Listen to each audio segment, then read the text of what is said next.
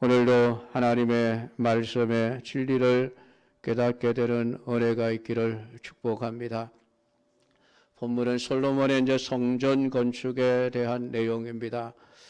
성전 건축에 대한 내용을 말씀드릴 때마다 가장 먼저 말씀드리게 되는 것이 있는데, 그것은 성경이 말씀하고 있는 성전 건축과 오늘날의 예배당의 건축은 전혀 다르다는 것입니다. 많은 경우 예배당 건축을 성전 건축이라는 이름을 붙여서 헌금을 하게 하지만은 예배당 건축은 절대로 성전 건축이 될 수가 없습니다. 우리 한국 교회 지도자들이 잘못 가르치고 있는 부분입니다. 성도들이 잘못 배운 부분입니다. 고쳐야 됩니다. 목회자들도 예배당 건축이 성전 건축이 아니라는 것을 분명하게 가르쳐야 되고, 성도들도 성경을 통해서 예배당 건축이 성전 건축이 아니라는 것을 분명하게 깨달아야만 합니다. 그래야 한국 교회가 바로 갈 수 있습니다.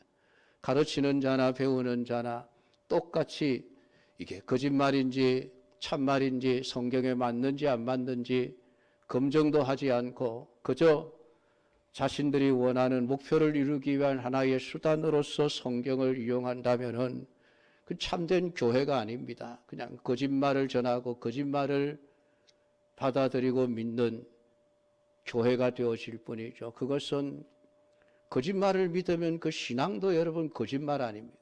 거짓 신앙이 아니겠습니까? 그래서 참 한국 교회가 제일 문제점이 이거예요. 그저 신앙의 열정만을 가지고 무엇이든지 열심만 내면 되는 줄 아는데, 제가 늘 말씀드리는 것이 열심보다 중요한 것은 방향입니다.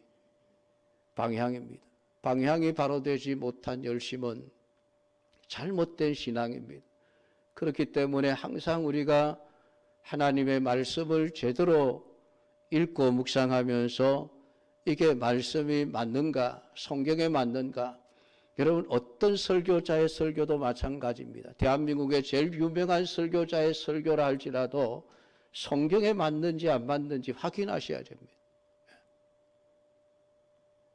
그래야 한국 교회가 바로 섭니다.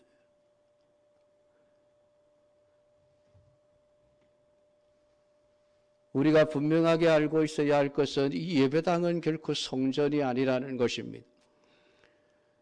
이 예배당을 성전인 그리스도인들이 모여서 예배를 드리기 위해 필요한 장소에 불과할 뿐입니다. 그러니까 성도가 없는 예배당은 그게 어떤 용도로 사용되어도 아무런 문제될 것이 없습니다. 그냥 건물에 불과한 것이기 때문입니다. 그러니까 우리 성도들이 정말 심각하게 생각해야 될 것은 예배당 건물이 뭐가 되었다라고 하는 게 아니라 그 건물 안에서 예배 드릴 자가 없어졌다는 것에 대해서 심각하게 생각해야 됩니다. 그게 중요한 문제고 그게 옳은 길이죠. 건물을 건물로만 바라보지 못하고 하나님이 계시는 거룩한 곳으로 바라보는 것 자체가 말씀에 대한 무지함을 드러내는 것입니다. 그리고 그 마음이 예수님을 향하여 있지 않다는 것을 증명해 주는 것입니다. 여러분, 1,000억 원을 들여서 지은 예배당과 저 상가에 한 달에 월 100만 원씩 주고 임대하여 얻은 건물에서 드리는 예배가 같겠습니까? 다르겠습니까? 1,000억 건물에서 예배를 드리면 하나님이 예배를 더 잘 받으실까요? 상가 건물에서 예배를 드리면 하나님이 너 왜 그 싼 건물에서 예배를 드리냐 하고 예배를 무시하고 받지 않으실까요? 절대로 아닙니다. 하나님은 건물을 보는 것이 아니라 그 안에서 예배 드리는 사람을 보는 것입니다. 이 사람이 중요해져야 돼요.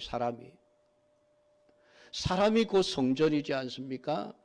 그것은 성경이 명확하게 가르쳐주고 있는 바입니다. 만약에 여러분들이 아름답게 꾸며진 환경 속에서 편안하게 예배드리며 뭔가 은혜를 받는 것처럼 느껴지고, 그 예배당에서 예배를 드리면 하나님이 예배를 더 잘 받으실 것 같다는 생각을 조금이라도 한다면은 그건 잘못된 생각입니다. 여러분의 기분 문제일 뿐이죠. 하나님께서는 예배당의 규모나 크기나 예배당의 가치에 따라서 우리의 예배를 구별하여 받으시는 분이 결코 아닙니다. 그래서 마태복음 18장 20절에 두세 사람이 내 이름으로 모인 곳에는 나도 그들 중에 있느니라. 장소가 중요한 것이 아니라 사람이 중요하다. 너희들이 정말 내 이름으로 모이는 사람이냐?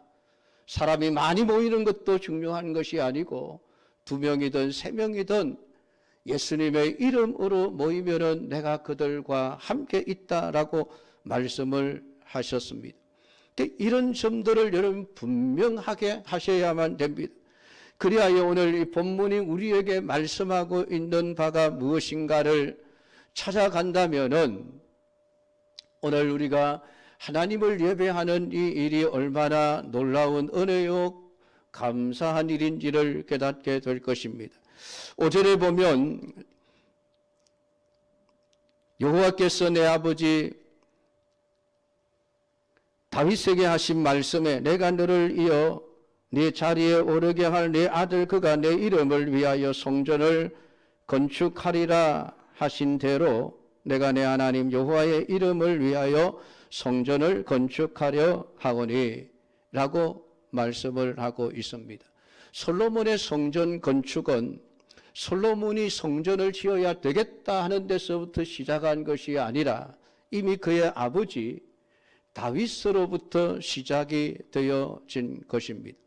왜냐하면 다윗이 하나님을 위한 집을 짓고자 처음으로 계획을 세우고 생각을 했기 때문입니다. 사무엘하 7장에 보면 다윗이 나단 선지자에게 이런 말을 합니다.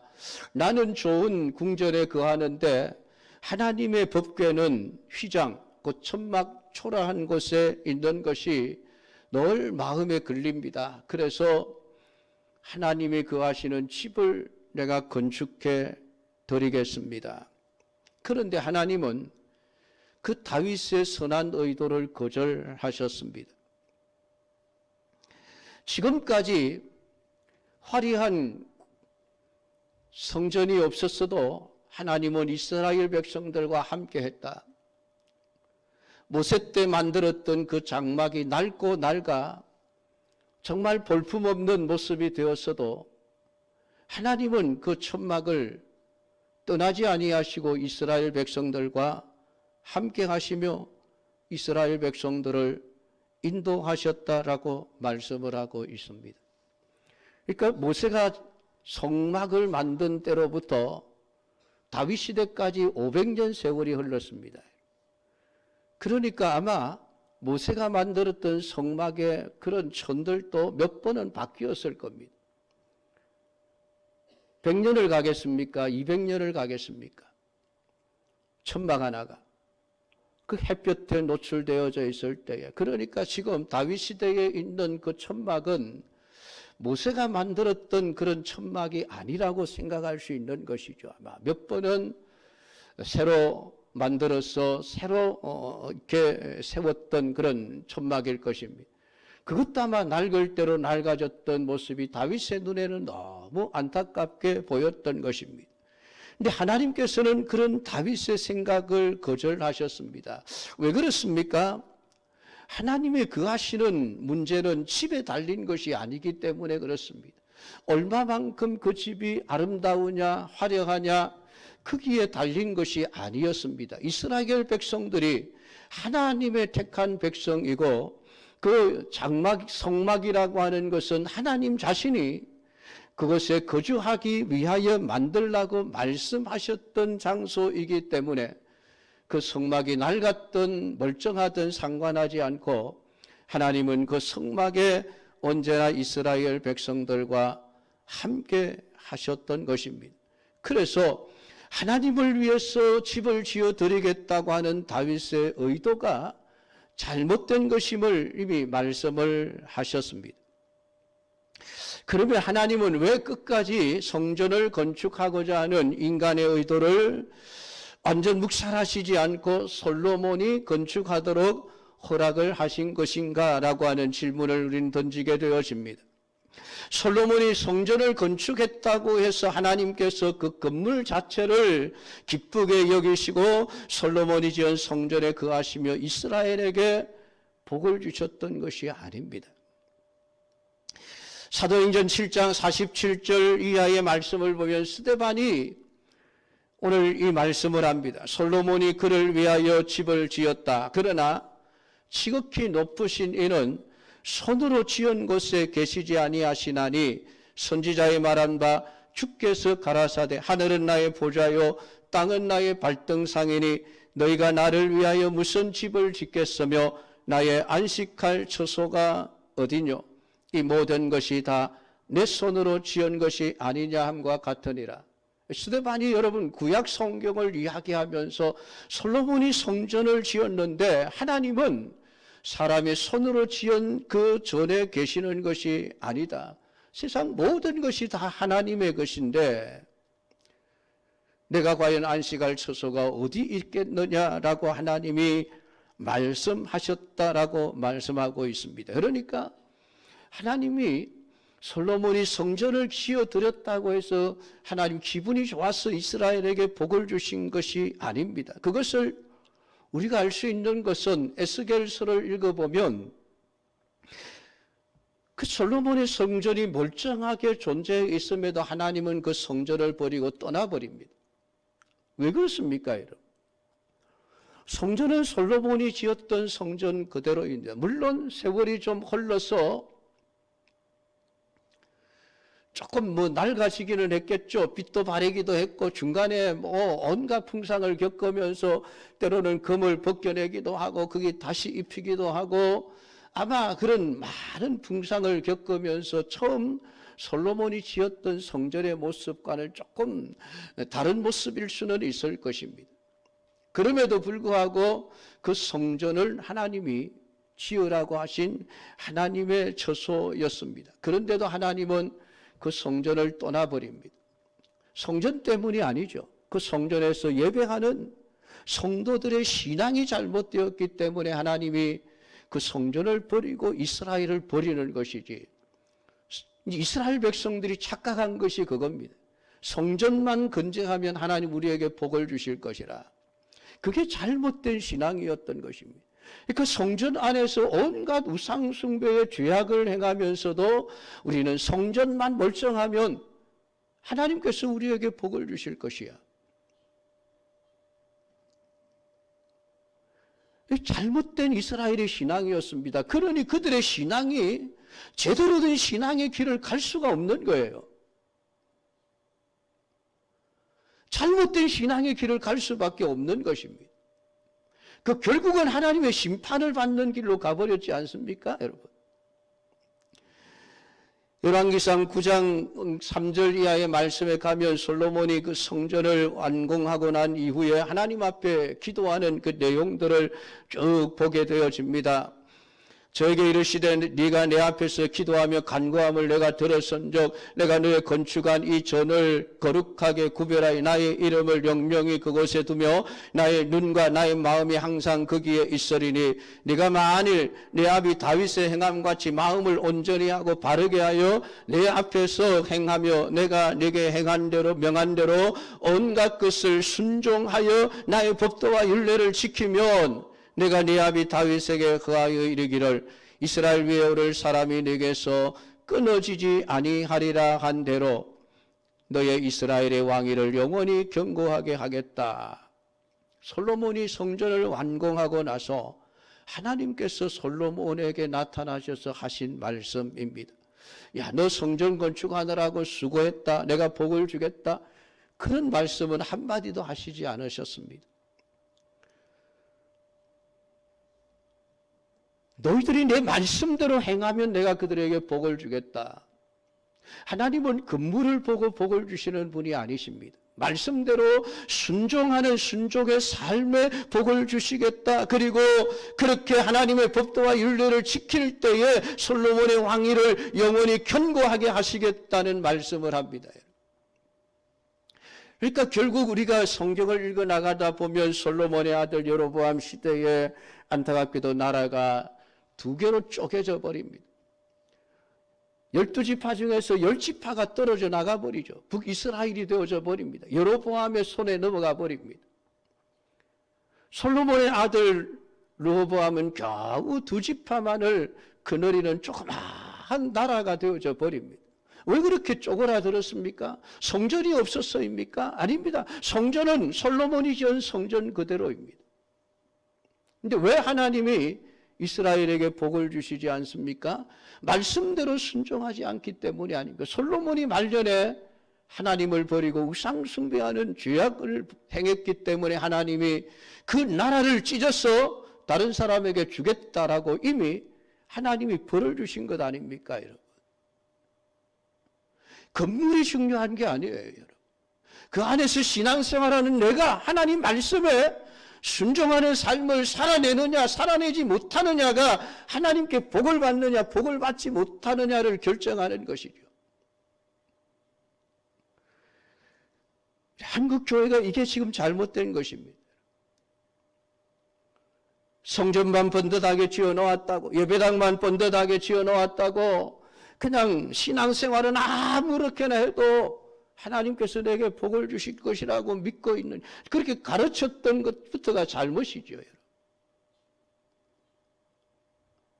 그걸 제발 좀 깨달으셔야 합니다, 여러분. 무엇이 진리고 무엇이 거짓인지, 무엇이 하나님의 말씀에 맞는지 틀리는지를 여러분들이 분별하셔야 하지 않습니까?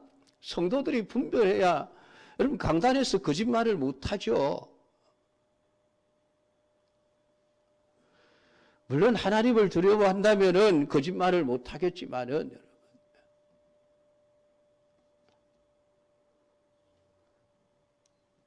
그러니까 하나님이 성전도 다 파괴시켜버리지 않습니까? 돌 하나에 돌 위에 남지 않게 하겠다. 하나님이 왜 그 성전을 다 무너뜨려 버리십니까? 그 아까운 성전을 말이죠. 그 엄청난 돈을 들여서 지은 성전을 왜 하나도 남김없이 다 무너뜨려 버리십니까?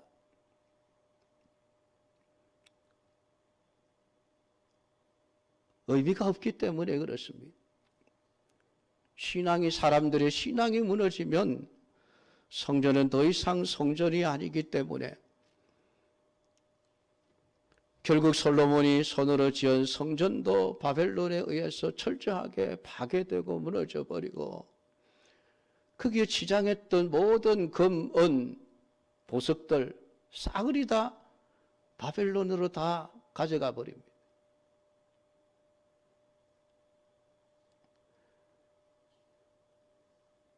그러니까 솔로몬의 성전은 복의 도구로서 존재하는 것이 아니라 이스라엘이 하나님의 심판을 받아야 할 존재에 불과할 뿐이라는 것을 증거하는 도구가 되어져 버린 것입니다. 오히려 성전이 왜 무너졌는지 아느냐? 너희들 잘못이야. 너희들이 하나님 말씀대로 순종하지 않았기 때문에 성전이 무너졌다는 것은 너희들이 악한 자들이라고 하는 증거라고 성경은 말씀을 하고 있는 것입니다. 하나님은 솔로몬에게 성전을 건축할 것을 허락하심으로써 사람의 손으로 지은 성전은 결국은 무너질 수밖에 없지만은 영원히 무너지지 않는 하나님의 손으로 지으실 성전이 있음을 바라보게 하시기 위한 것이었습니다. 그것은 솔로몬 자신도 성전을 지어놓고 나서 거룩하신 하나님이 어떻게 사람의 손으로 지은 이 집에 거하실 수 있겠습니까? 그 성전이 하나님이 거하실 만한 자격이 없는 곳이라는 것을 스스로도 고백을 했던 것을 보게 되어집니다. 그러니까 하나님께서는 다윗에게 솔로몬에게 성전을 짓게 하겠다라고 하시면서 이어서 하신 말씀이 내가 다윗의 집을 견고하게 세워주겠다.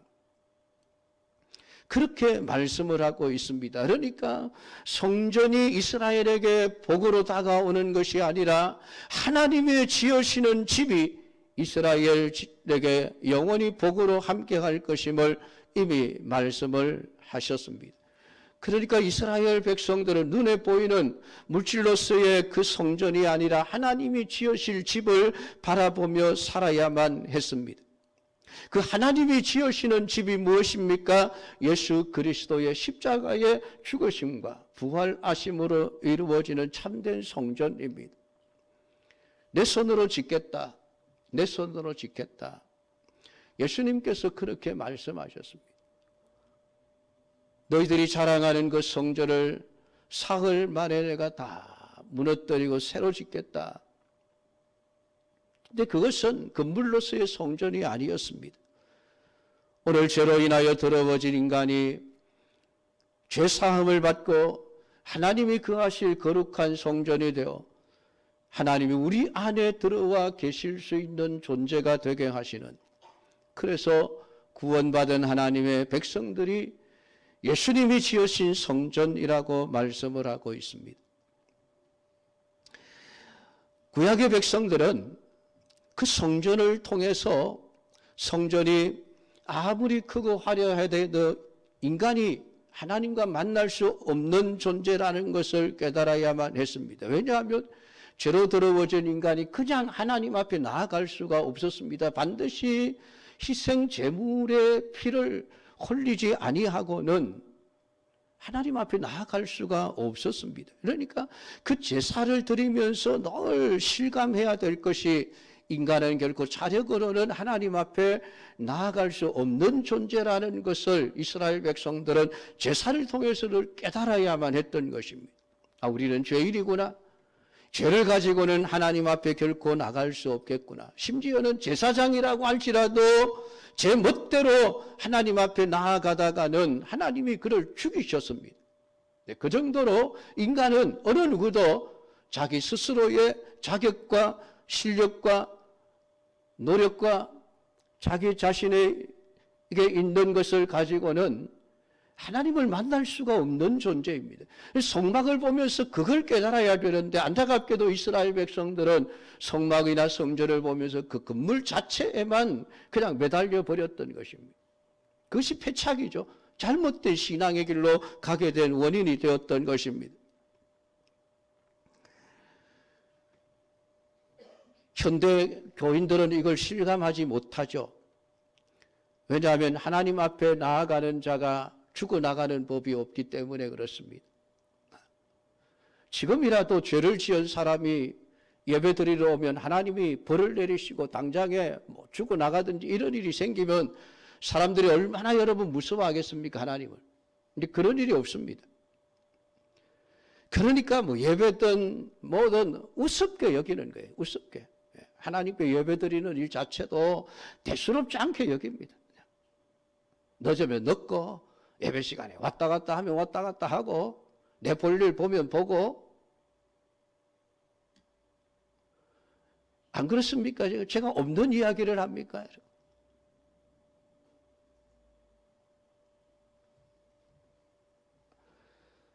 성경은 오늘 이스라엘을 내세워서 우리에게 분명하게 보여주고 있습니다. 어떤 인간도 자력으로는 하나님을 만날 수 없다라는 것입니다. 그건 죄 때문이죠.